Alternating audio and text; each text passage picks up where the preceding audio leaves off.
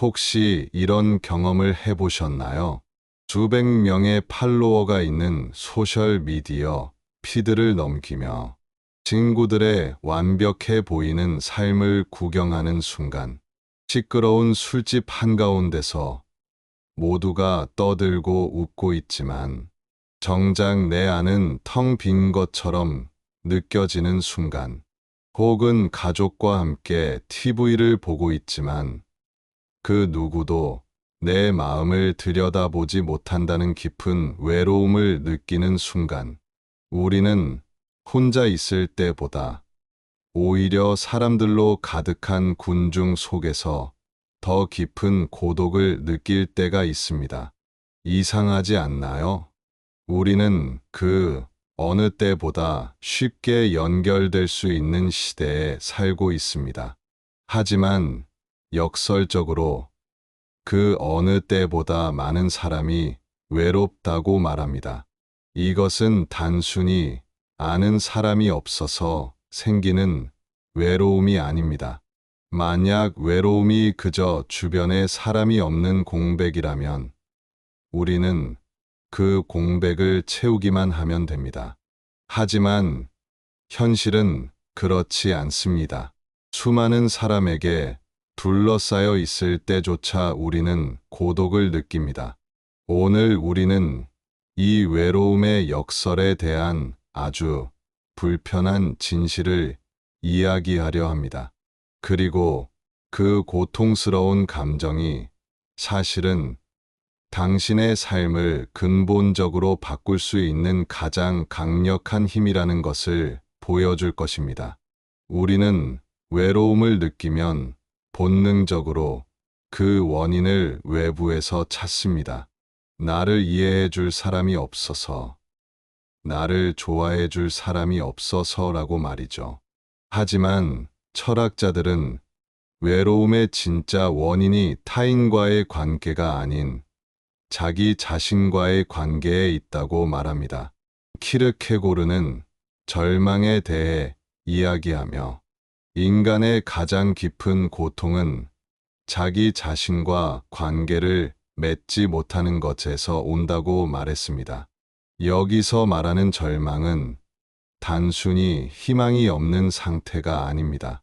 그것은 자기 자신이 되기를 원하지 않는 것에서 비롯되는 영혼의 병입니다. 우리는 자신을 깊이 들여다보는 일이 두렵습니다. 그 안에 숨겨진 불안, 열등감, 혹은 통제할 수 없는 욕망을 마주하기 싫기 때문입니다. 그래서 우리는 그 두려움으로부터 도망치기 위해 타인과 군중 속으로 숨어듭니다. 남들이 하는 것을 따라하고 그들이 좋아하는 것을 좋아하며 그들의 인정 속에서 일시적인 안도감을 찾으려 합니다. 우리는 나를 잃어버리는 대가로 우리라는 가면을 쓴 채 살아갑니다. 당신이 군중 속에서 더 외로움을 느끼는 이유는 바로 그곳에서 당신의 진짜 모습을 잃어버리고 있다는 것을 무의식이 알려주고 있기 때문입니다. 당신은 타인으로부터 소외된 것이 아니라 당신 자신으로부터 소외된 것입니다. 그렇다면 당신을 찾아온 이 외로움은 단순히 피해야 할 고통일까요? 아닙니다. 심리학자들은 외로움이 당신의 내면에 숨겨진 경보 신호라고 말합니다. 이 신호는 당신에게 이렇게 말하고 있습니다. 지금 당신은 당신의 길을 잃어가고 있습니다. 멈춰 서서 당신 자신을 찾아야 합니다. 우리는 이 외로움의 신호를 무시하기 위해 끊임없이 무언가를 채워 넣습니다. 새로운 물건을 사고, 중독적인 콘텐츠를 소비하고, 관계에 집착하며 공허함을 메우려 합니다. 하지만 이러한 소비적인 행위는 잠시 동안의 마취제일 뿐, 결국 당신은 더 큰 외로움과 공허함을 마주하게 됩니다. 왜냐하면 당신이 진정으로 갈망하는 것은 무언가를 채우는 것이 아닌 당신 자신을 온전히 만나는 것이기 때문입니다. 외로움은 당신에게 외부로 향하던 시선을 거두고 오직 당신의 내면만을 바라보게 만드는 유일한 기회입니다. 이것은 불편하고 고통스러운 과정이지만 이 과정을 통해 당신은 비로소 당신의 내면 깊숙한 곳에서 당신을 기다리고 있던 진정한 자아를 만날 수 있습니다. 그렇다면 우리는 이 고통스러운 외로움을 어떻게 성장의 동력으로 바꿀 수 있을까요? 첫째, 외로움을 고독으로 바꾸십시오. 외로움은 고립감과 공허함을 동반하는 고통스러운 감정입니다. 반면 고독은 당신 스스로 선택한 충만한 혼자만의 시간입니다. 이 두 감정은 완전히 다릅니다. 외로움은 당신을 병들게 하지만 고독은 당신의 영혼에 영향을 공급하는 시간입니다. 그러니 의도적으로 당신만의 시간을 창조하십시오. 스마트폰을 내려놓고 세상의 모든 소음을 차단하십시오.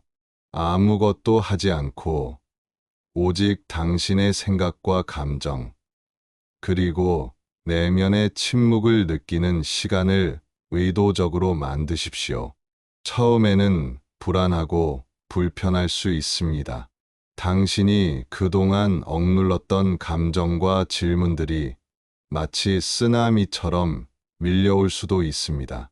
하지만 이 불편함을 정면으로 마주하는 용기를 낼 때 당신은 비로소 당신의 내면 깊은 곳에서 울리는 목소리를 들을 수 있게 됩니다. 둘째, 내면의 소리를 창조로 표현하십시오.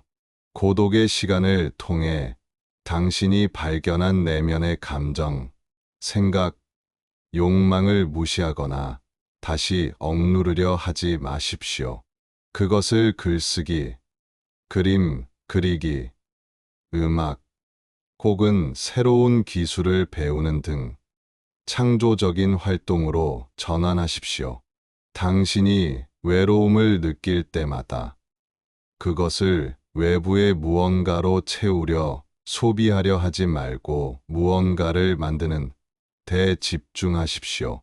일기장에 당신의 솔직한 감정을 적거나 작은 캔버스에 당신의 마음을 표현하거나 혹은 기타를 배우는 것만으로도 당신은 고통스러운 감정을 단순히 견뎌내는 것이 아니라 그 감정의 힘을 활용하여 새로운 것을 만들어내는 주체적인 존재가 됩니다. 이 창조적인 행위는 당신의 내면에 깊은 만족감과 성취감을 안겨줄 것입니다. 셋째, 당신의 불완전함을 받아들이십시오. 우리는 완벽하지 않기 때문에 외로움을 느낍니다. 하지만 동시에 불완전하기 때문에 우리는 성장할 수 있습니다. 당신의 외로움과 공허함은 당신의 결핍을 의미하는 것이 아닙니다. 그것은 당신의 영혼이 더 큰 무언가를 갈망하고 있다는 증거입니다. 당신의 불안과 두려움까지도 당신의 일부임을 인정하고 받아들일 때 비로소 당신은 타인의 판단으로부터 자유로워질 수 있습니다. 당신이 당신의 그림자를 껴안을 때 당신은 더 이상 그 그림자의 노예가 아닌 그림자까지도 품은 온전하고 자유로운 존재가 됩니다. 진정한 독립은 다른 사람이 없는 상태가 아니라 다른 사람의 존재 여부와 상관없이 온전히 나 자신일 수 있는 상태입니다. 이 세 가지 과정을 통해 외로움은 더 이상 당신을 갉아먹는 고통이 아닌 당신의 삶을 더욱 단단하고 풍요롭게 만드는 강력한 동력이 될 것입니다.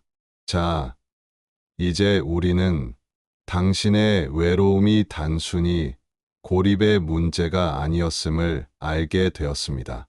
그것은 당신이 진정한 자신으로부터 멀어져 있다는 신호였고, 당신이 용기를 내어 당신의 내면을 들여다보기를 기다리고 있었습니다. 외로움은 피해야 할 감정이 아니라 당신의 삶을 변화시킬 수 있는 가장 강력한 선물입니다.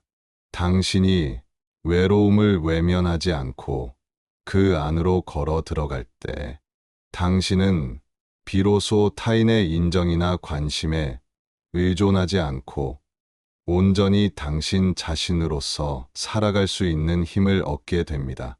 진정한 연결은 당신이 먼저 당신 자신과 연결될 때 비로소 시작됩니다. 이 선물을 열어보는 용기, 당신에게 달려 있습니다.